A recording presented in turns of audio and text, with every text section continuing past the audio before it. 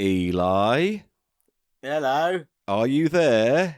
The whole artifice of this, Paul, the whole fakeness of this, I can't deal with it. What fakeness? We've said hello.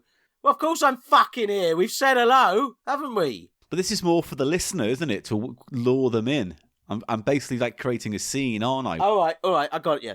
So I'll be truffling around, snuffling around. Yeah, snuffling around in your little nest. I'll be grubbaging, happily grubbaging, and then you do it again. All right? Right. Okay. Go for it. Grubbage. Come on. I'm waiting for a bit more grubbaging. I'm enjoying it. Oh, Hello, Mr. Silverman. Hello. Oh, it's time to do another episode of Cheap Show, Mr. Silverman. Excellent. I'm ready. So, put your penis away, clear the sauce off your belly, and get ready to entertain the masses. No. I refuse to be characterised as someone who has his dick out all the time and has got sauce on his belly. Paul, I refuse to. Oh, mate, you could be the first man to cum different sauces. Imagine that. Oh, I'd like a dash of ketchup. Squirt, right from the waist. Oh, what else have you got? Mayo? Mate, are you... Oh, mate, you've just had the idea. What you're actually describing is a modular sauce bollock, interchangeable sauce bollock unit, basically. Like those coffee pods, but you put in instead of your testicles, you have these kind of weird sperm coffee pod things. You put one in. Yes, and it's modular. Yeah. You can do cocktails. If you wanted burger sauce, you'd put one bollock of ketchup, the other bollock of mayonnaise. Yeah. And then you fucking got burger sauce ready to go. It'd be the worst burger van in existence, though, wouldn't it? Or the best. You can get classy ones where it's like, oh, look at this Spaffe latte. Oh. No, what? Not coffee.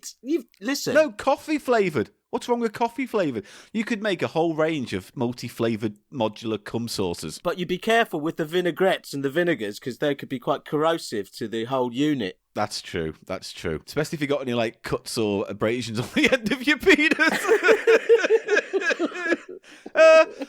Welcome to Cheap Show. Welcome to Cheap Show. I hate you and your fucking noodle posse.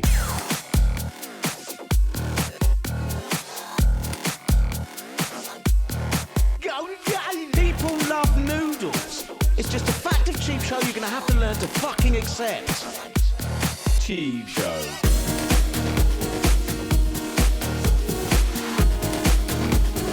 Off-brand brand off, off-brand brand off.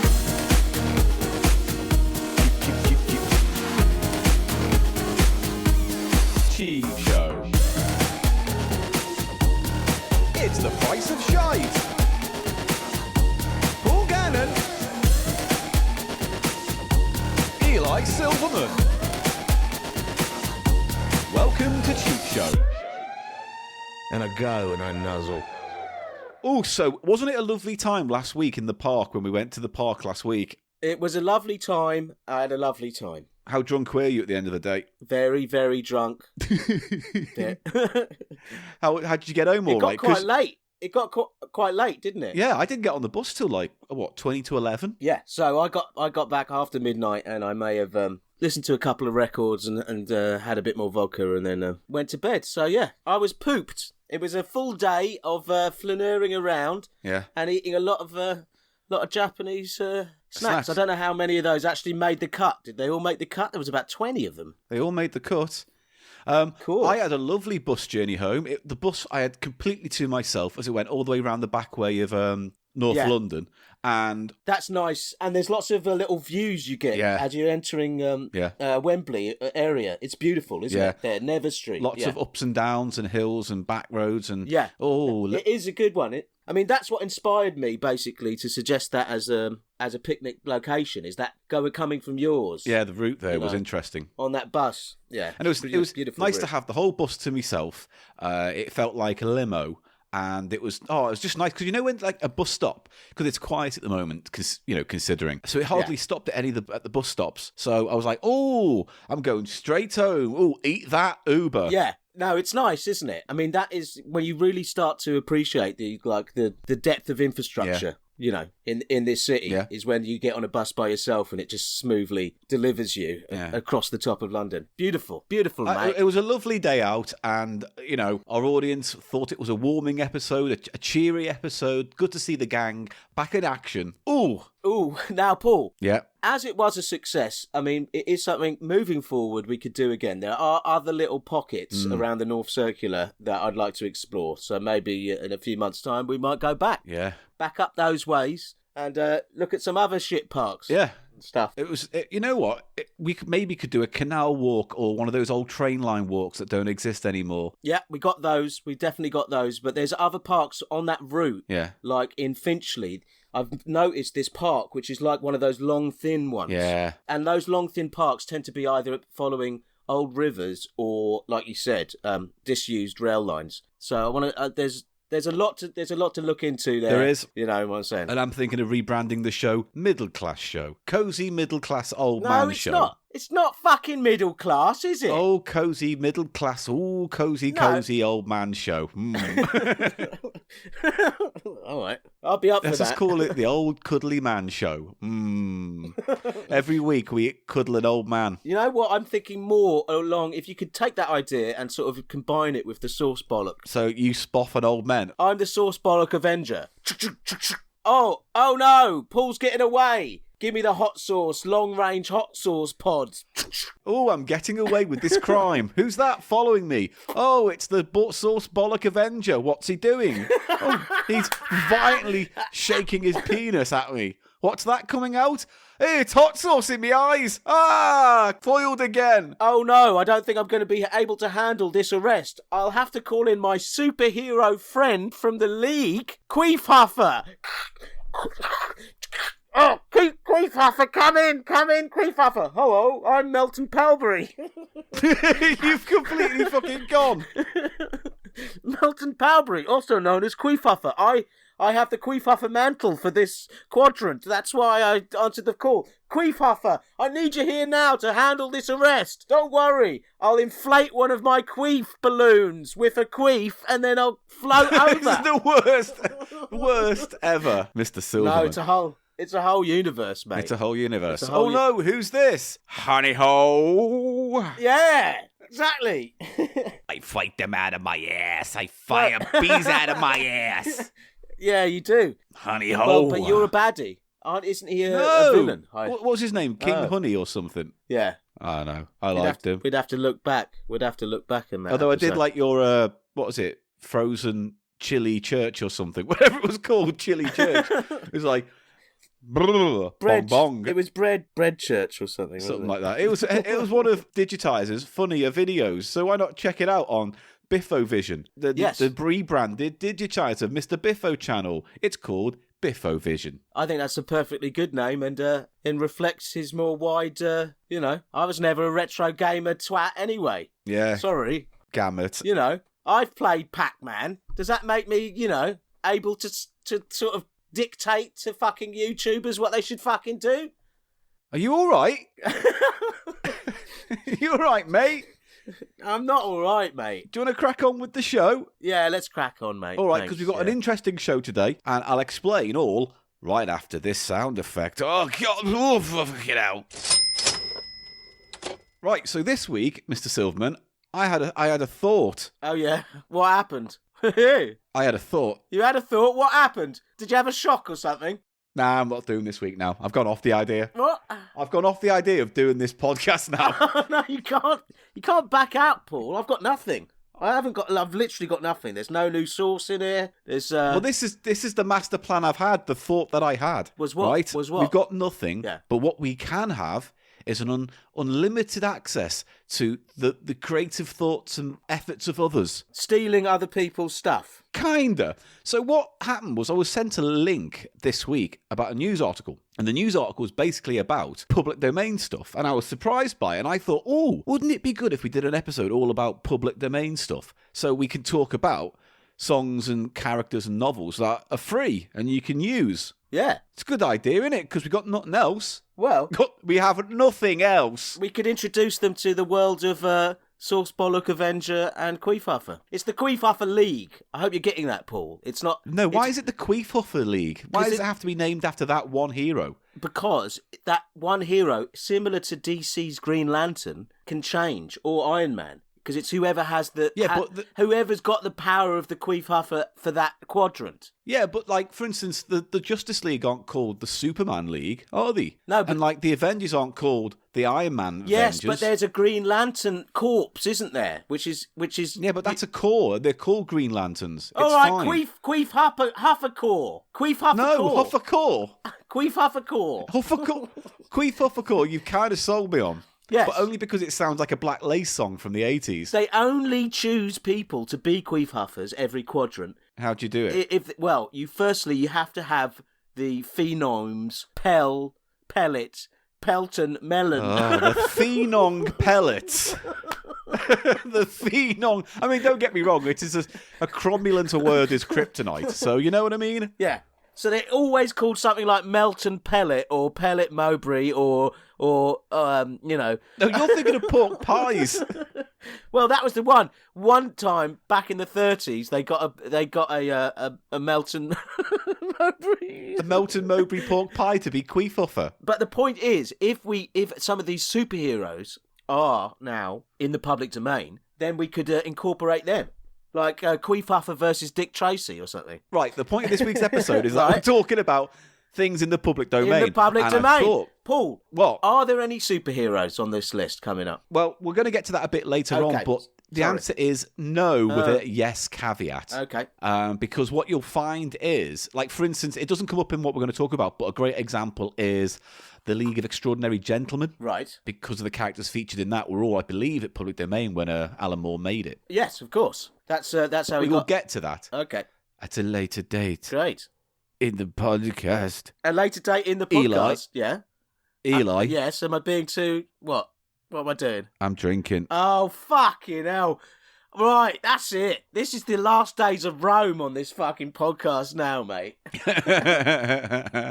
Infamy. They've all got it in for me. You can only actually pull yourself through the making of the podcast now by indulging. With inebriation, yeah. Well, are you staying on brand by buying some terrible pre-mixed can? Yes, obviously. What do you think I am? What is it today? Strawberry mojito. Oh, is that a nice one? Because I remember the one you took on the picnic, you said was very poor. Was that what was it, just a plain? It's the same batch. Oh, right, okay. I'm drinking it. Even though it's not that nice. It tastes like strawberry pop. But I like pop. Yes. I like fizzy sweets, and I don't like lager. Ew, it's a boy's drink. I don't like it. Paul, you know what we should do? Because there's so many different types of hooch, alcoholic soft drinks available now. We could, we should do it on Cheap Eats or whatever, shouldn't we? Yeah, well, we did do cheap booze a while ago, didn't we? And found out that it was utter dog shit. But we should definitely do the cheap mixers. Yeah, get it. Yeah, definitely. Yeah, nice. I want you to taste Gusto Cola. Because I think it's the greatest cola. Gusto Cola? Yes. Is that another superhero? No. Hello, I am Gusto Cola. Right, I'm calling... That's all I've got for that. All I've got. It's not good, man. It's not good. Not. I wish... You know what, Paul? You know what I'm regretting now? What? I'm regretting using my Oscar the Grouch T-shirt to use as my pop guard, because it looks like this weird phantom sort of... gurning at me, screaming, silent scream. It's weird. It's like a... Only you would look at the T-shirt of Oscar the Grouch and see a howling, screaming void come from it. I'll show you the picture. It's really disturbing. It's like a green sort of nun. He looks like a green nun made of ectoplasm, screeching at me. Oh. It's got a cowl. Mate, it'll haunt you at night. Imagine that, your bedroom door opens and then it hovers in round the corner and just says one word to you. What? Why? I'd say... Because. And then it'd say in return... Oh. And then float away. Oh, mate, we're really failing this week. Really failing. But right, well, let's get on with the show then. Let's actually add the content. Okay. We've done the 2-part banter. Now we add the 1-part content. Just like a mojito. So, we are talking about public domain stuff today because I thought it would be interesting to talk about it. And there were 2 articles that eventually I came across. Do you want to make a joke about I that? don't. I actually don't. I'm so sick of that. It comes up every single week. Someone says came across or come across, you know? Yeah. Well, in that case, I won't make the stupid joke. Listen, Paul, let's have a rule. You can only use that pun, right, if you're saying come across in the other sense, as in, how did he come across? Yes. All right? Then you can make a spunk joke. Okay, so can I just read out the articles then that I found? Well, all right then. Okay, so the first one that I came across is how to spaff your gizzy load all over your laptop.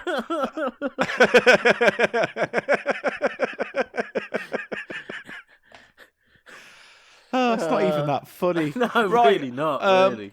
So this article I found on a Canadian website called The A-Side, which I believe is about vinyl. Okay. But it's called 6 Songs Surprisingly in the Public Domain. And it did surprise me. Now, a lot of the article talks about Canada specifically, because obviously it's the country that has made this article. But... What? The article was written by the Canadian government? No, the website I'm reading it, the A-Side, on the A-Side. It's a Canadian government... It's a government website. Is it like Canada? No, it's not a government... No.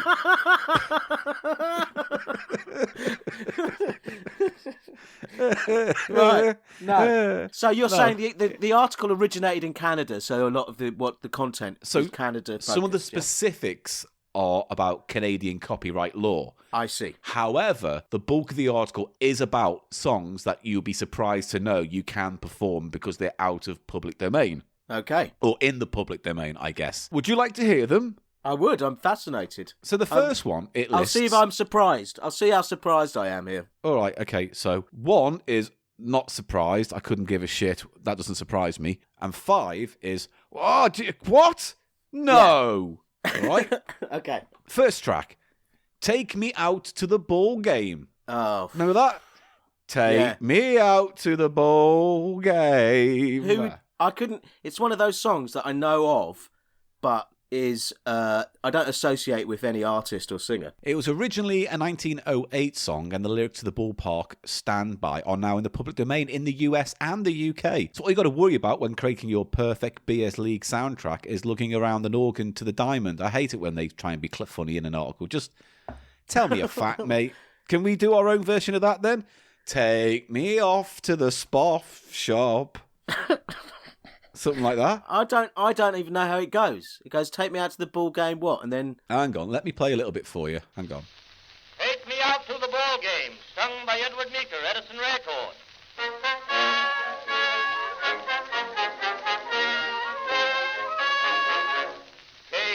Katie was baseball mad, had the fever and had it bad. Just to root for the hometown crew every Sue. Katie Blue. On a Saturday, her young beau called to see if she'd like to go to see a show, but Miss Kate said no. I'll tell you what you can do. Take me out to the ball game. Take me out with the crowd. Buy me some peanuts and cracker jack. I don't care if I never get back. Let me root for the home team. If they don't win, it's a shame. For it's 1, 2, 3 strikes, you're out at the old ball game. Right, I've got the idea now. I've got the idea, Paul. I think I'll take a pass at it, yeah? Yeah, you take a pass at it. Eli Silverman presents his take on the public domain track, Take Me Out to the Ball Game. Oh, squeeze it out of my nut ball, all up. Take me down to the spoff hole, squeeze it out of my nut hole, massage my penis and get some peanuts, you like that bit? And spooge me out. Did you even listen to the song? I tried. I couldn't pick up on a lot of it. He said peanuts, buy me some peanuts at one point. He did. Yeah. So, yeah.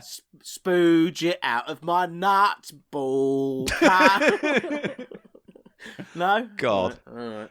Right, next. The next one. No, you're going to ask me how surprised I am. How surprised are you? I'm a 1 on that one. Not surprised. 1. Fine. Good. 1 is fine. The next one did surprise me, but will it surprise you? The song is House of the Rising Sun. Ah. Now, interesting. It says here in the article, while the Animals, who did the song originally, while their iconic arrangement of the traditional folk song is certainly still very much under copyright, No one can claim the right to the original music and lyrics since the original songwriter is unknown. The oldest known recording of the song is a version from 1933 by Clarence Tom Ashley, and he said he learned it from his grandfather. So, this is one of those songs, those blues tunes that, you know, again, it doesn't surprise me. It's ancient. It's like, do you know Hendrix's Hey Joe? Yes. Now, that is based on one of these songs as well. So he did it, his version, Hendrix's version, is a cover of Joe South, a Joe South tune. But there's a female singer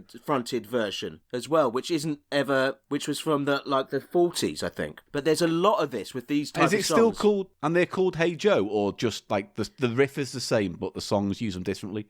The lyrics are the same. So it's about... right. And if you think about it, Hey Joe is all about a guy who's going to kill his wife. Isn't it? He's going to go down and kill his wife. And that is such a classic, that is a whole tradition in these blues songs, isn't it? Murder ballads or whatever they are. You know, there's loads of them. Yeah. There's loads of different ones. And House of the Rising Sun is also negative. It's hell. He's going to hell, isn't he, in House of the Rising Sun? So, yeah, there's a video that accompanies the article. And in the video, this guy talks about how it seems like it's an old kind of folk song originally. Yes. And the lyrics were different because it could either be sung from a woman's point of view or a male's point of view, viewing the action from different perspectives. That's interesting, because that, like Hey Joe, is a bit like that as well, because, like I say, I think the version predating Hendrix's and Joe South's was a female singer. So also, isn't Golden Slumbers the same case, where, like, Paul McCartney didn't write the lyrics, they're like some old maritime poem, and he just put it to the tune? Yes. So there's so much of that stuff, and especially with the blues, what happens with the blues is those are songs that never were written and passed down from generation to generation, weren't they? Before there was any copyright. And then, you know, it's contentious. But then a lot of these blues rock, white guys, Brit guys, managed to use them without any copyright when they, in fact, you know, they nicked them. So I didn't know that, though. I didn't know until this article that the House of the Rising Sun was, you know, kind of out of public domain. Yeah, again, I'm not that surprised because it's... I just knew that. I knew that. I'll give it what I'm going to do.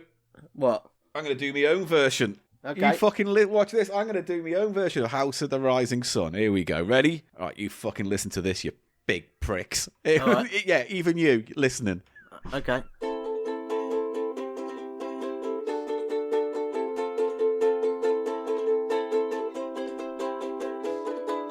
Woo! Come on.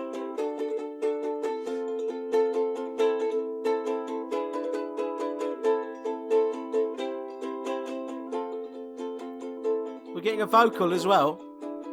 Right, eventually, I'm going to get to the vocal. I'll do it now. Actually, Bloody that's quite hell! nice. Just do it for one bar. The bit, then straight in, mate. All right. I'm waiting. Start again. All right. Here you go.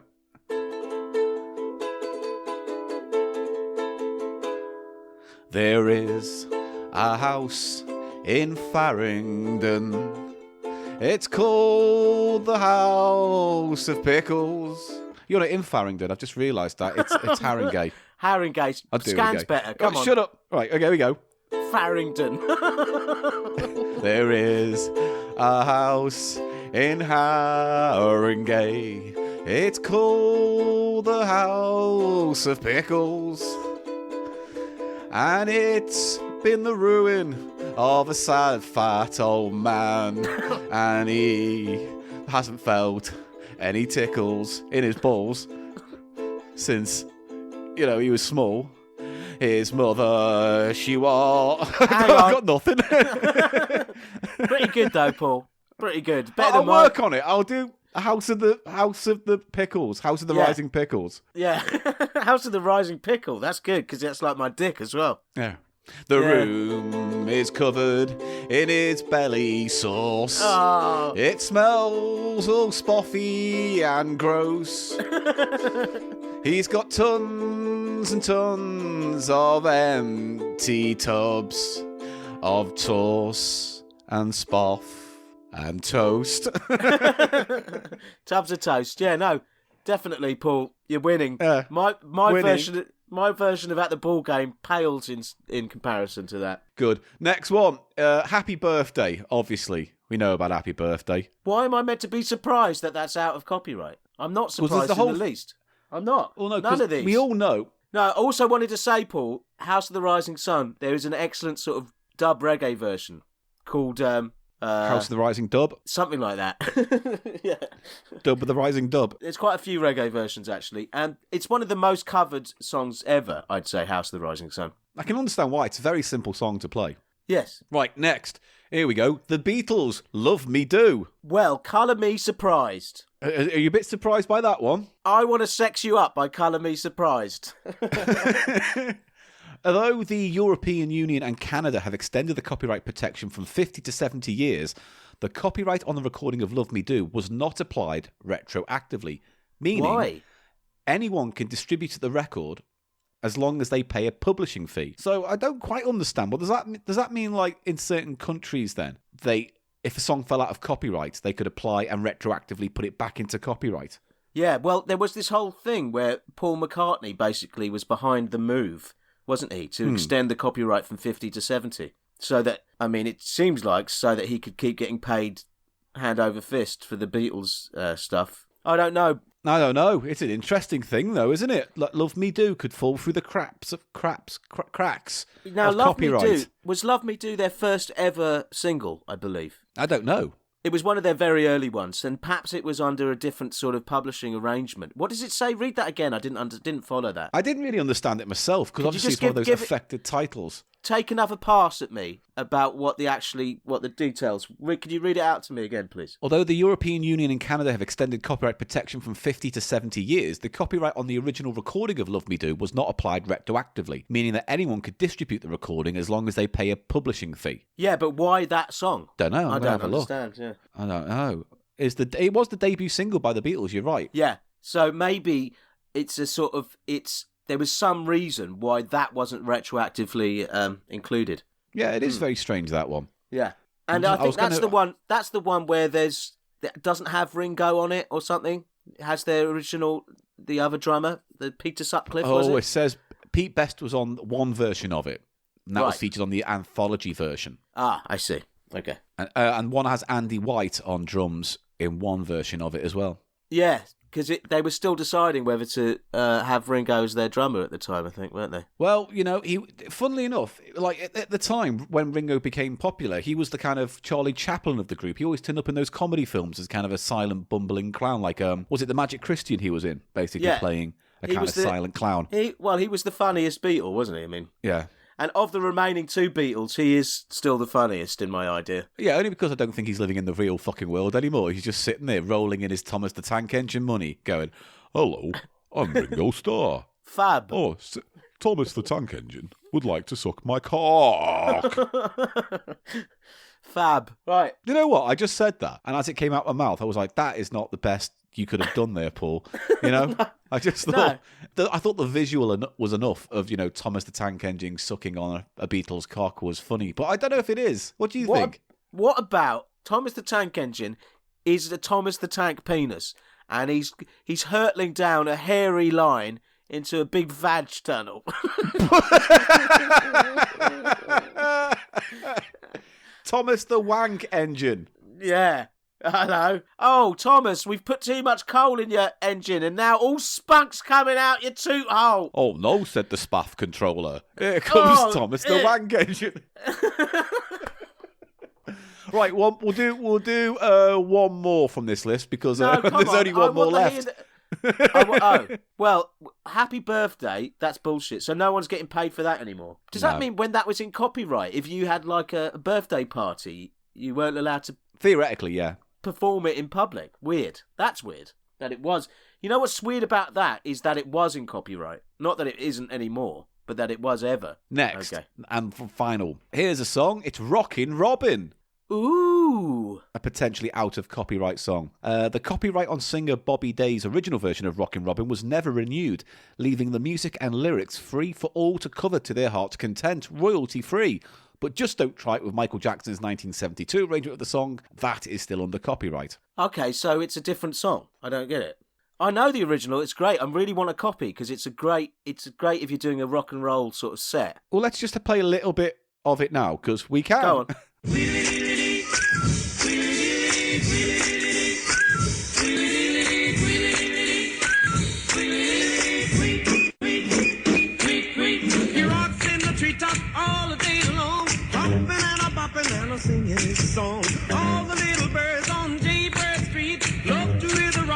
tweet, tweet, tweet, rockin' Robin. Tweet, tweet, rockin' Robin. Tweet, tweet, blow rockin' Robin, 'cause we really gonna rock 'em tonight. Every little swallow.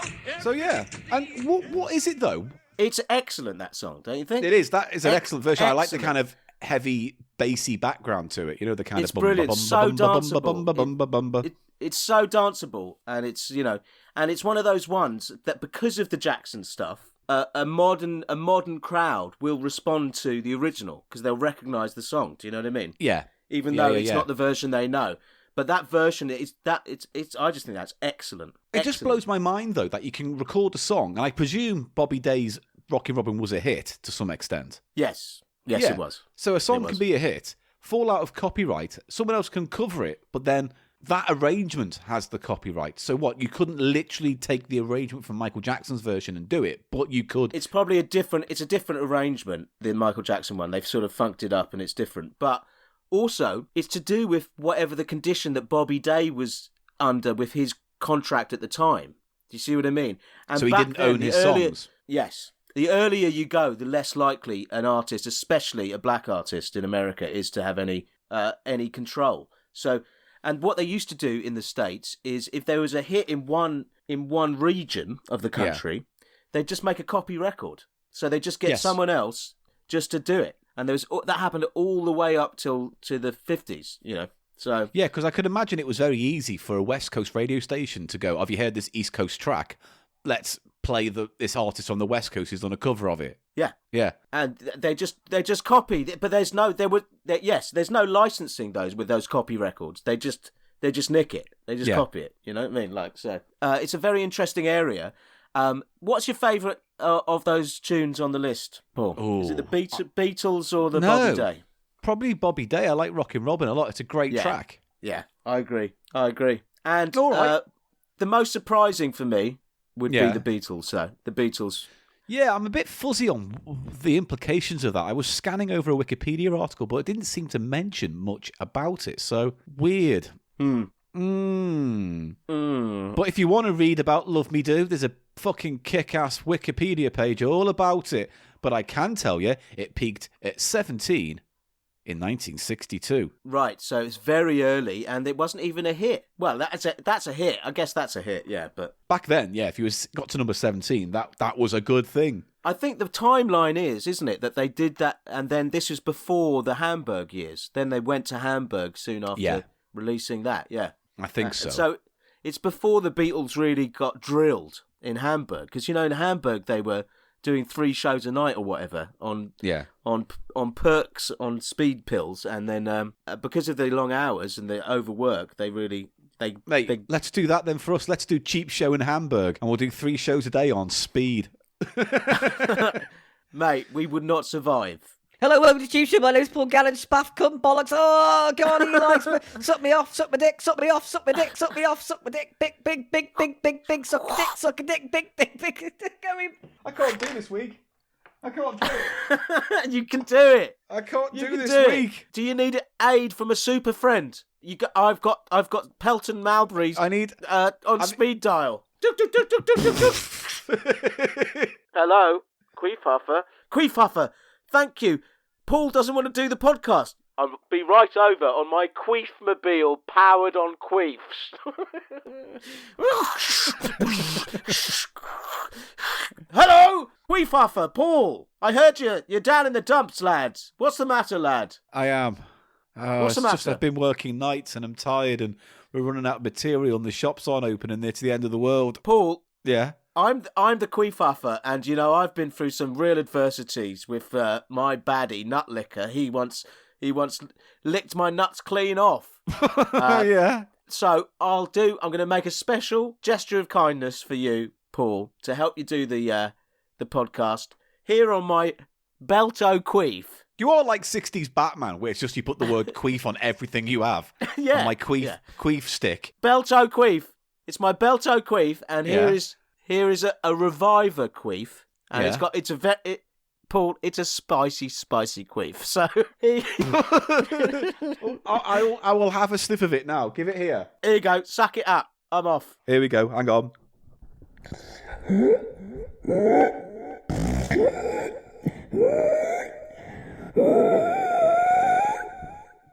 that's good shit. Queefuffer, yeah. Mate, I'm going to have to whack me spaff out. No, that was no. I am the spaff controller, Thomas. Come here. The spaff controller.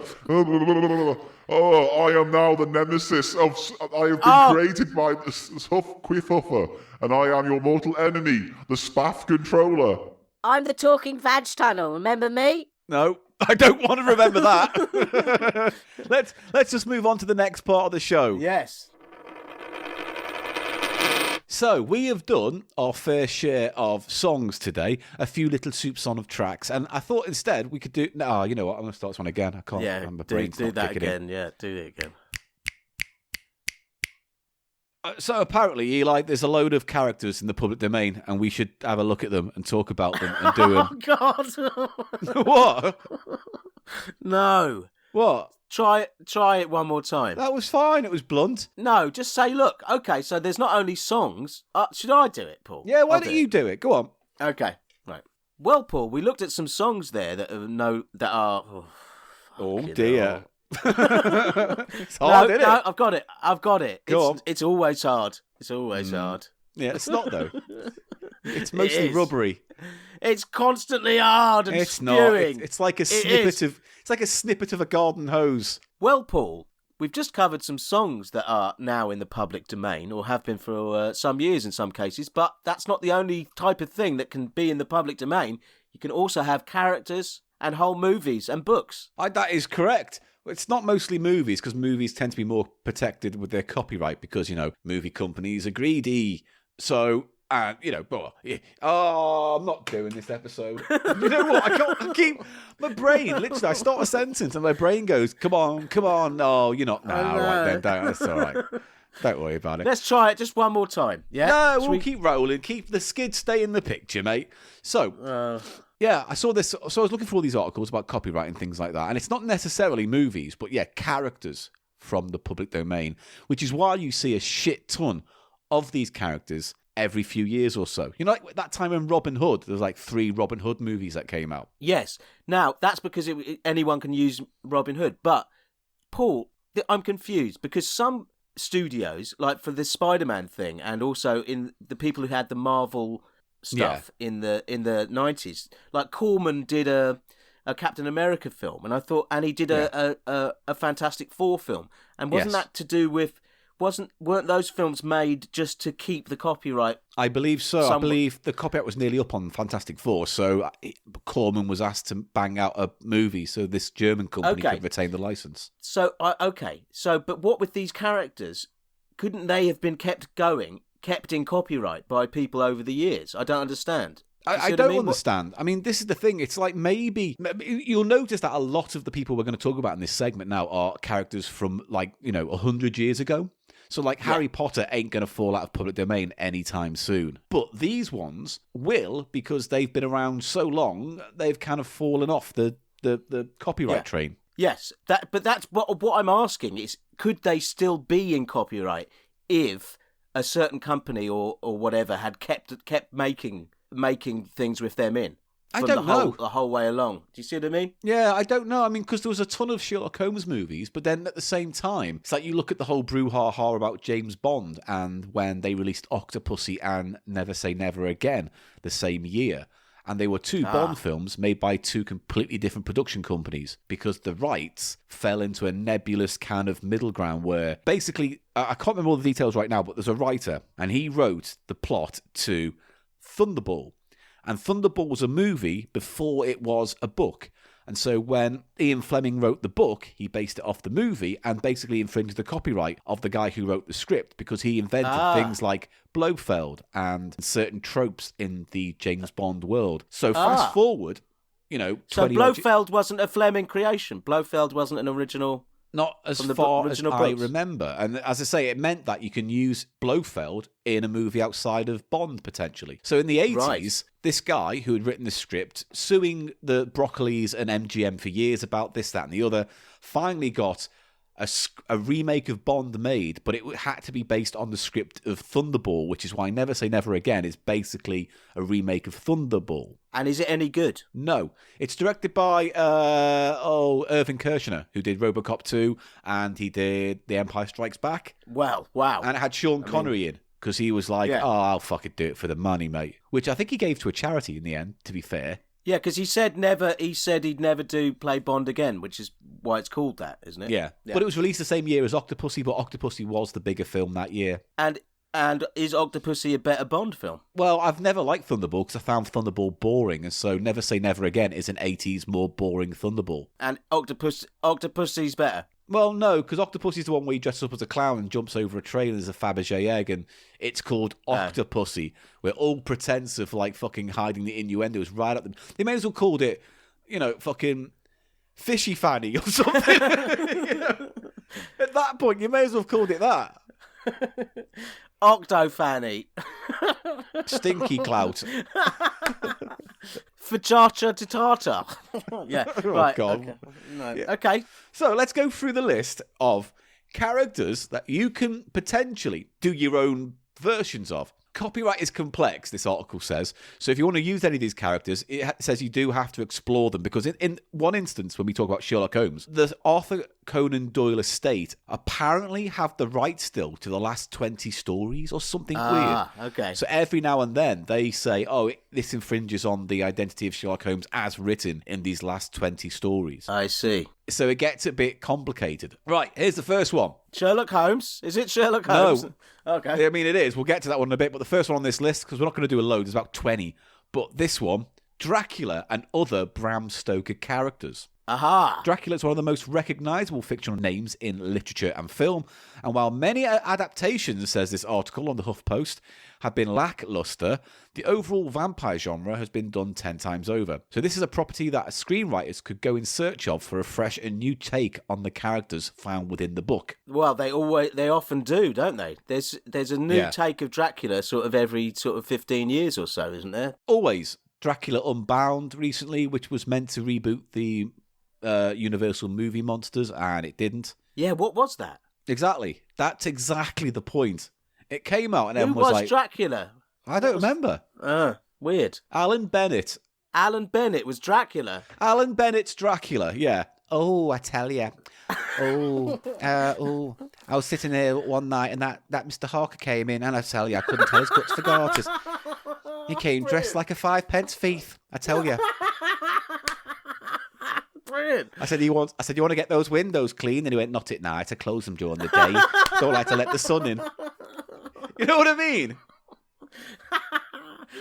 Great. That was great, Paul. Talking Deads. So, Alan Bennett was a different Alan Bennett. Oh, Alan Bennett wrote Dracula. No, Alan Bennett has nothing to do with it. I was just saying. In a kind of 1980s copycat way, could you imagine if Alan Bennett did Dracula? Yeah, so, and that's because Dracula it's funny it mentions other vampire stuff. I mean, it all comes from Dracula. The whole vampire genre comes from that one novel, essentially. Pretty much. I mean, yeah. There were sort of legends of blood-sucking monsters in folklore before that, but our whole conception of a vampire is all found in the pages of that novel, Bram Stoker's novel. Well, certainly Western belief of vampires comes from that, because there were Chinese and Japanese vampire-esque monsters that obviously existed a long time before Bram Stoker wrote anything. So, it's obviously just like, I think, because didn't he say he based it on a real illness? Like that was like a kind of anemia or something like that. Yes, he did. And it's funny because the Highgate vampire, Sean Manchester, when describing the Highgate vampire, it's like he hasn't got any other sort of material to work from apart from the story of Dracula. And so that's why it's so funny that when he's describing this supernatural entity in the Highgate wood, he's basically like describes Dracula, doesn't he? And he says, he came on a ship, like in a coffin on a ship, and it's like that's the plot of Dracula, mate. Like, come on. You're informed, I think, unknowingly with pop culture. And obviously at the time there'd been tons of Dracula films, and there was a bit of satanic panic going around. So I can imagine it all just fell into really heavy tropey type basic understanding of the supernatural when it came to him chasing the fucking Highgate vampire. Yeah, it's like a proto-satanic panic sort of story, isn't it, in a lot of ways? And it came sort of just the era before, but you'd had Rosemary's Baby. It was, I believe, 1969 it came out. And also all the Hammer Draculas, which are some of the best Dracula films, aren't they? Like the first couple. I mean, he's one of the, for me, he's one of the greatest screen Draculas. Yeah, and apparently, if you listen carefully, film by film, he says less and less because he agreed to do the film, but if he didn't have to say any of the shit dialogue. So I think by the time you get to like his last film or whatever, he hardly says anything in it. He just looms, but he was brilliant, wasn't he? Because I kind of like the really bad one. Because there was two set in the 70s, and I always get confused between the two, but I think there's one called like Dracula AD 1970, and I love that one. No, it's 73, AD 73. Yeah, I think that's the one I really like. And that's the one which is closest in terms of plot to the Highgate vampire. Yeah, weirdly. Yeah. It's brilliant. That has some of the worst night for day shooting I've ever seen in a film.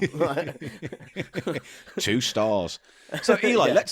let's do Cheap Show's Dracula, right? Well, so Cheap Show's Dracula already exists, doesn't he? I mean, we've already sort of interpreted him, and I think that's a character I'd like to see the return of right now, Paul. I'll be Mina Harker. Okay, well, let's do it. Cheap Show presents... Listen, hang on, Paul, hang on. I'll be Mina Harker working in a charity shop. Okay, yeah? and I'll be Dracula coming in. And I'll be looking through all the new stuff, including, wink, wink, a coffin. Wait, are you working there or shopping there? I'm working there. I'm in the back room trying to sort out the just arrived. All right, and it's obviously late in the day because like Shakespeare, Dracula couldn't come out at night.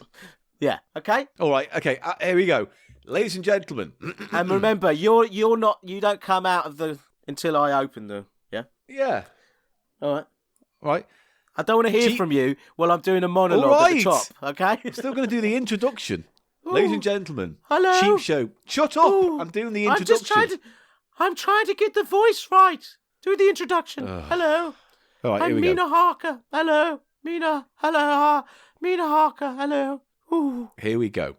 Ladies and gentlemen, Cheap Show Theatre presents Gland Strokers Dracula. Oh. It's towards the end of the day now, and I've still got all of this stuff to sort out and put out on the shelves. Oh, it sometimes is quite onerous. I'll just have to sort out all of this stuff that's just arrived. Oh, there's some books. Oh, there's... Oh, The Wizard of Oz. Oh, I've never read that. Oh, what's over here? Oh, it looks like a sarcophagus. Oh, I don't know. It might be full of soil, or it smells of soil. Very strange. I'll see if there's anything valuable in there. Oh, I'll just use this crowbar.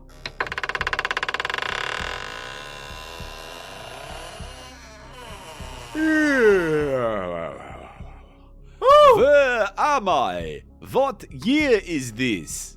Oh, it's 2020. My name is Charity Shop Vampire Dracula III. Why, you are a pretty lady. I don't know why I went Italian then. It's Mina Harker. Mina. What would you like? You look like a love from my past lives in Transylvania. You are a pretty lady. What about my nipples? Are they generous? Are they very generous? I don't quite understand what you're getting at. I want you to say that my nipples are generous in that Italian accent of yours. You know what, love? Put me back in the coffin. I'm pretty fucking bored of this. Hello, you have to say something about I want to suck your cock. And then, Yeah, I know, but you keep going on about your nipples, and it's very difficult. No, they are Listen, generous. They're very generous. Listen, dearest Mina, I come from a dark castle in the deepest, darkest Transylvania. Right. And I have traveled all this way by boat and by plane to Okay. get to you, my love. over the centuries, generation after generation. I have reached you all the way across time and space to here. And all I want to suck your cock. Now, problem. There's a problem there. I don't have no cock. I'm Mina Harker. No cock. Can you point me in the direction of a cock I can suck? You could describe my nipples. They're very. I'm just, you know what, love? I'm just gonna go back. This is the prank that got out of hand. Bob up the road put me up to it. He said, "Oh, that Bob. Go in the coffin and pretend to be Dracula." And I said, "All right, then I'll do it, but only if you give me back my kids." Well, I'd like you to say generous nipples in Italian accent. Right, David. You have very pretty titties. All right, that's the end of that. Christ. That's the end of that one. Right, next. I've tried to be an actor sometimes in my life, you know that, Paul? And then I do things like that and I think, God, who am I trying to kid? Really? Well, finally, the truth comes out, ladies and gentlemen. Episode 185. Eli realises his acting skills are subpar. Fuck off. Here's another one we can do, though. Here's a good one. Dr. Jekyll and Mr. Hyde. How about this? Hello. The 1886 novel written by Robert Louis Stevenson inspired many TV and film adaptations and created a common trope of a man with two conflicting personalities. While the story has become somewhat cliche, a direct adaptation or screenplay inspired by the original story could still offer scriptwriters a great platform and character base to work from. It's another classic of the horror genre, isn't it? It's very similar to the werewolf kind of thing as well. The kind of transformative, the releasing of the beast. It is basically a sort of modern, well, at the time, modern retelling of the sort of werewolf myth, isn't it? Also, it's very interesting because he was sort of obviously, did he predate Freud? Because it's almost like the sort of the id, isn't it? I don't know, but another factor about it is, you remember, like, science and the Industrial Revolution was like coming through at this time. And so there's a sense of playing God. There's a sense of, like, Prometheus to it as well, similar to Frankenstein. Yes.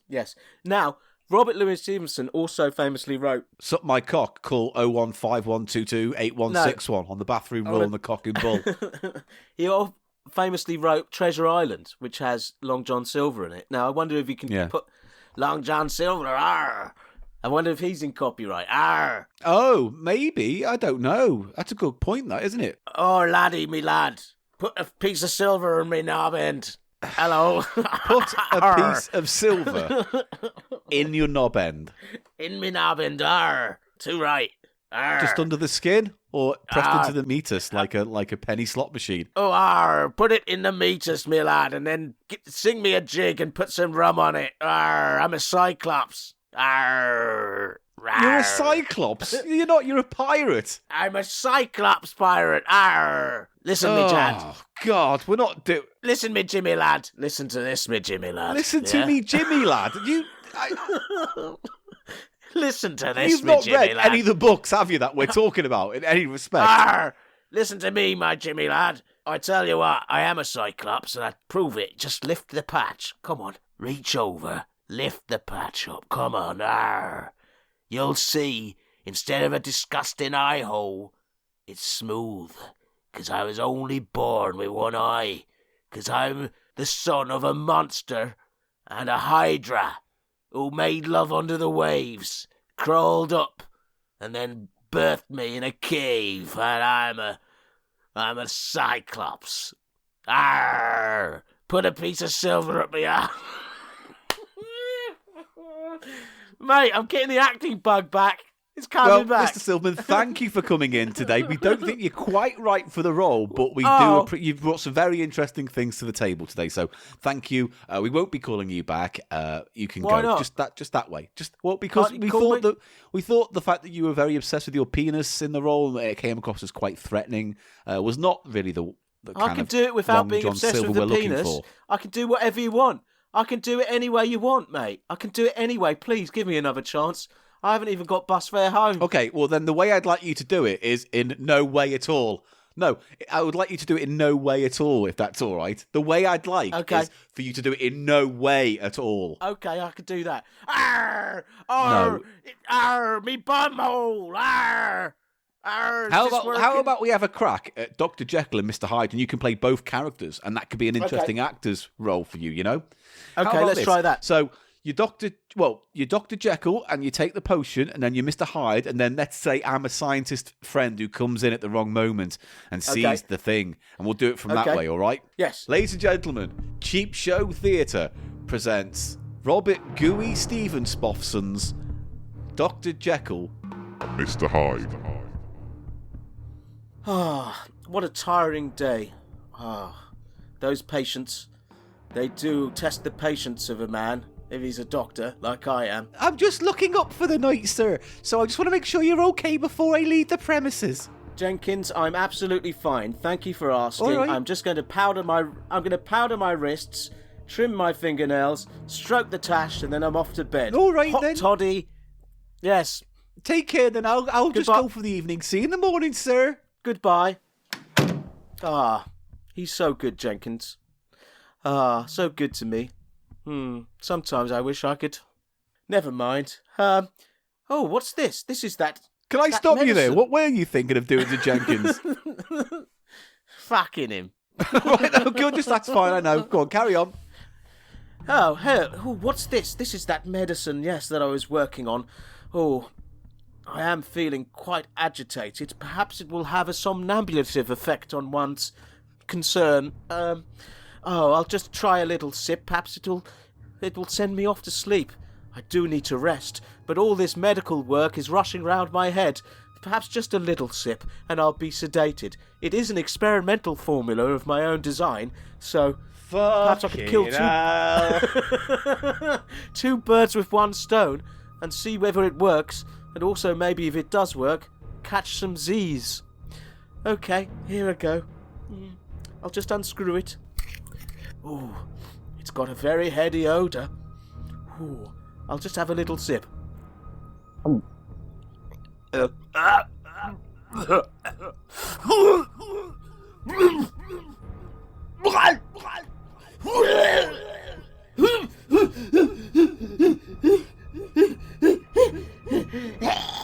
Oh, let's party!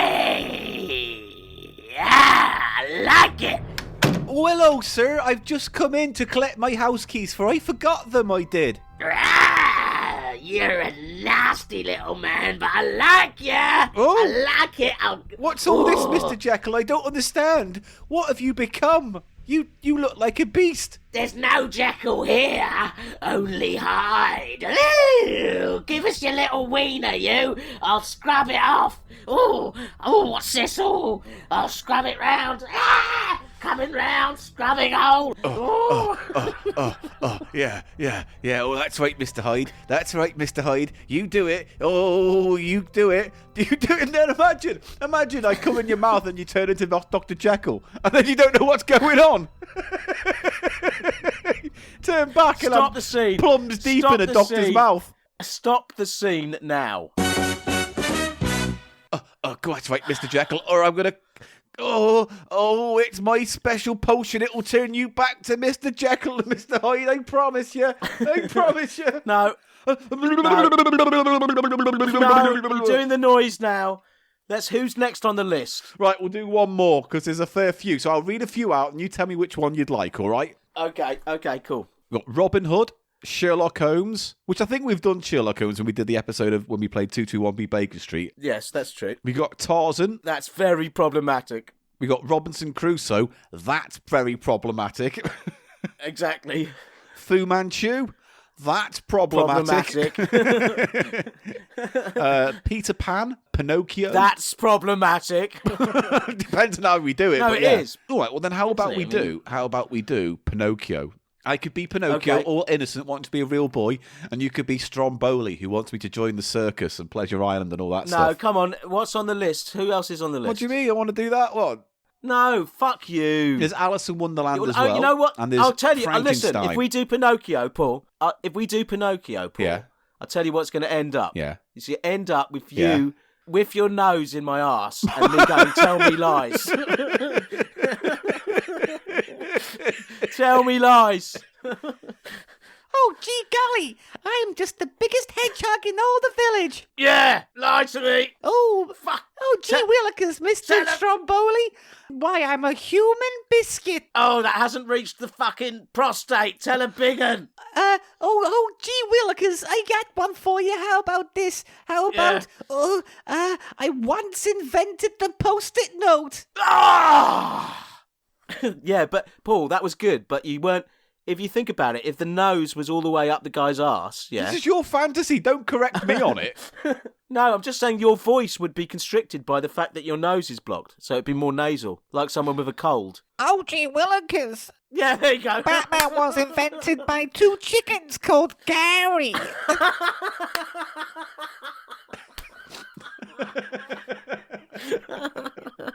That Batman was invented by 2 chickens called Gary. Oh, great. I'm giving you the Badger Award for the episode, mate. Hey, Badger Award. So we got that. Do you want to do... You're getting the Badger Medal. Read the list. Come on, more. Island of Fu Manchu, Wizard of Oz, and King Arthur. I am Arthur. No, it's just a Monty Python. Yeah, that's the problem with that more. one.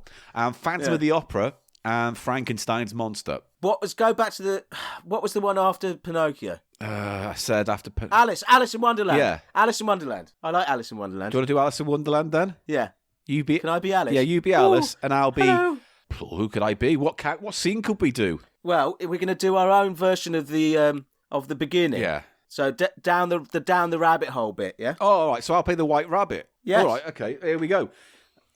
Cheap Show Theatre presents Alice in Wonderland. Wondergland. Alice in Wondergland.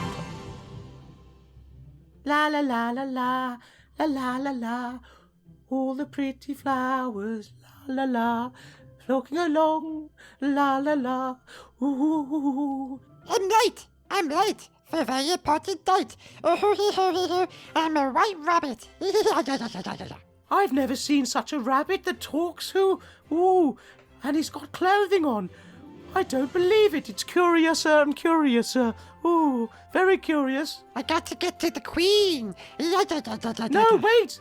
You come back, rabbit! Oh, where's he gone? Luckily, he's left these little pellets of brown. And his little sign, it's a little note he's left. Eat me. Perhaps I'm supposed to eat these little pellets. Yes, that's what I'll do. Ooh. So wait, Nutty tasting. Alice is just eating rabbit shit on the riverbank. Yes, very nutty tasting. Ooh, something's happening. Ooh. You're going to honk your guts up if you're just eating rabbit shit. Oh, I have it. Oh, sicker and sicker. Oh, bleh. Oh, I ate some rabbit shit.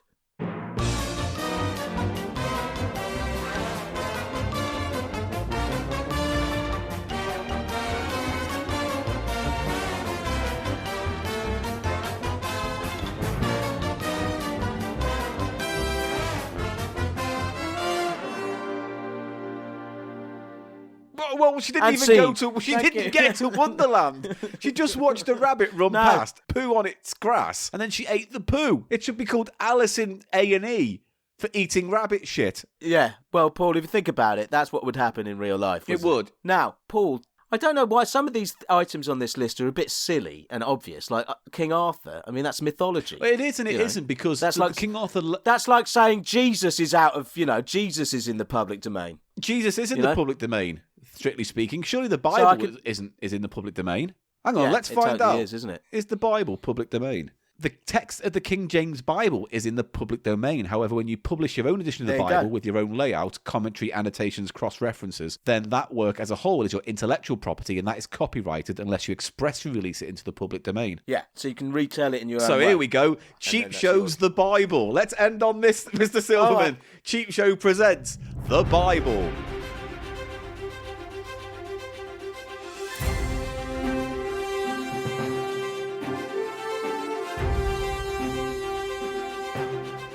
In the beginning, there was the Garden of Eden. Oh, I'm Adam. And I'm Eve. Hello, have this apple. Oh, we're not meant to eat the apple. Oh, it's lovely. All right. If you want some veg, if you want veg tonight, If I want... if you want to be eating this veg, you be eating this apple. You know what's good for you. Right. If you want to be chowing down on this sweet, sweet Eve ass, you be eating an apple. Yeah, this apple what Snake gave me. All right, Eat the apple what the snake gave me. Rom. I am God. You are naughty. Don't eat ass. Don't eat ass. I am God. Don't eat ass. You get out. Yes, Of the yes, God. yes, yes, yes, And the yes, out. yes. I am Yes, God. yes, Don't eat yes, ass. yes, Get out my yes, God. yes, Get out my yes. ass. Get out my God. Cut to Yes. Noah's Ark. All right, everyone, No, get but on the Paul, boat. you've missed out. You know we've missed out Genesis, haven't we? Turn it on, turn it off, turn it on again. There we go. I think in the Cheap Show mythology, Yeah. the creation myth should be God spaffed it out, didn't Yeah, in the beginning, He's- there was spaff, and it was good. it? Yeah. And it was goo. There was spaff and it was goo. Yeah. We're gonna, you know what, Paul? What? We're gonna lose listeners. What? Just with the general tone and shambolic nature of this particular episode, we're gonna hemorrhage listeners, man. I can feel them. Come back. Well, we could do the Cheap Show Bible. That'd be even better. So we'll do that, and then the House of Pickles is the Garden of Eden, I and don't we're think Adam and Eve. I don't think we should. And the sauce trough of life. Oh yeah, sauce trough. I've got a sauce bucket now. I'm trying to rationalise my sauce life in here. Can we? You know what? I am now bored. Let's end this before you start talking about sauces. Okay, you're all right then.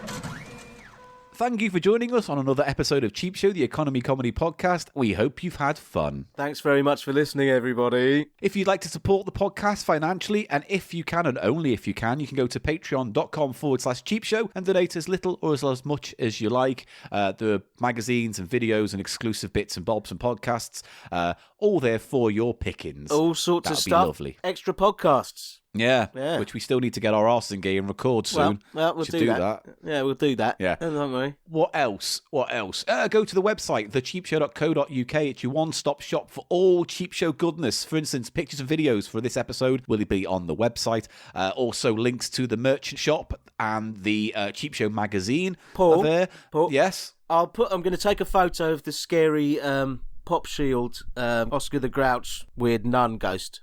And then they can put... Good. Because there's a dearth. Is that the word? There's a dearth. There's a dearth of actual photographs this week, isn't there? Because we haven't... There is. This will be one. There's one photo, and it's going to be of my Pop Shield Oscar the Grouch t-shirt combo. Okay? But hey, if you're listening to this podcast going, oh, I want to send you something I found in a charity shop or whatnot, you can. We have a P.O. box. It's Cheap Show P.O. Box 1271, Harrow, HA33NS. But again, you go to thecheapshop.co.uk, all the links to everything you want, merch, magazines, videos, P.O. box, it's all there. And Paul, did you see what is winging its way to the P.O. box is my own vintage Winky, which I know, so pleased look at about. you. Yeah. I'm so pleased. That's gonna complete my collection. I'm gonna have my bespoke Winky that actually has my name on it, which I still just think is excellent. And I'm gonna be able to put a true vintage Winky, a real Winky, next to it there on my tat shelf. And I wonder, the person didn't mention, did they, whether it was like mint on card or whether the card was there? But you'd think it would probably be. Probably. Beggars can't be No, they choosers. So it'd be nice for you to have a little Winky. Yes, as well as a huge cock. Chod cannon. My chod cannon is reloaded. Is your chod cannon reloaded? Is that like the Matrix Reloaded? Yes, it's a terrible sequel. It's overlong and full of unnecessary character. Yeah. Right. So, what else? Yeah, you can email the show about anything you like, thecheapshow@gmail.com. And finally, on Twitter, @thecheapshowpod. I'm at Paul Gannon Show, and Eli is... Eli Snoid. ELISNOID. Excellent work. We're also on Facebook and Instagram and Tumblr. Just look for Cheap Show. You'll find us. It's fine. Other than that, yeah, thank you for carrying on supporting Cheap Show. We love you. I love you. I feel weird saying that. But yeah, not about them, but about you. I love you. Yeah, well, you don't love me. That's fine. I know that. I love them. You are incapable of giving love, so why would I expect love from you? Oh, come on. I got a bit gushy last week, didn't I? At the picnic. You did. Right? Yeah, you did. You got a little bit too touchy. All this, Garen gets all touchy when he's drunk. You, mate. I'd hate to have. I'd hate to be come from. I'd hate to fucking mouth bollocks, man. Shit. Fuck this. I'm off. Yeah. Mouth don't work. Mouth doing don't it. Work. Your mouth don't work. Your mouth don't work. Shut up. Your fucking mouth don't work. End this recording now. My bollocks hurt and your mouth don't work.